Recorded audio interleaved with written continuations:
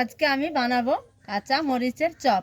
তো মরিচগুলো আমি প্রথমে ফেড়ে নিব। বন্ধুরা দেখো, কাঁচা মরিচগুলো এইভাবে এই যে একটা ছুরি দিয়ে এই যে ফেড়ে নিয়েছি, এইভাবে সবগুলো ফেড়ে নেব।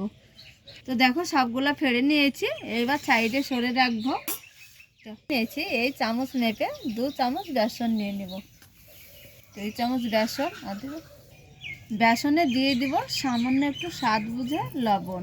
মশলা, বিরিয়ানি মশলা বন্ধুরা, ঝাল, এইখানে আর কোনো কিছু মশলাভাবে উপকরণগুলো মিশিয়ে নিব। নিয়ে এবার জল দিয়ে একটা ব্যাটার তৈরি করে নেব। জল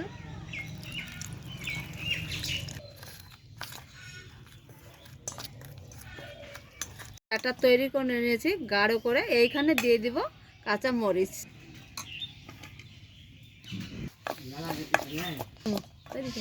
তো দেখো বন্ধুরা, এই যে বেসনের ব্যাটারে কাঁচা মরিচটা খুব ভালো করে ডুবিয়ে নিয়েছি। এইবার গরম তেলে দিয়ে দিব। মুড়ির সঙ্গে সকালবেলায় বন্ধুরা দেখে নিশ্চয় বুঝতে পারছো কাঁচা মরিচের চপটা কত সুন্দর হয়েছে। এইভাবে একইভাবে সবগুলা ভেজে নিব। দেখো দেখো কাঁচা মরিচের চপগুলো দেখে খেতে খুব লোভনীয় হয়েছে আর দেখতেও সুন্দর। তো এই সবগুলো তৈরি করে নেব।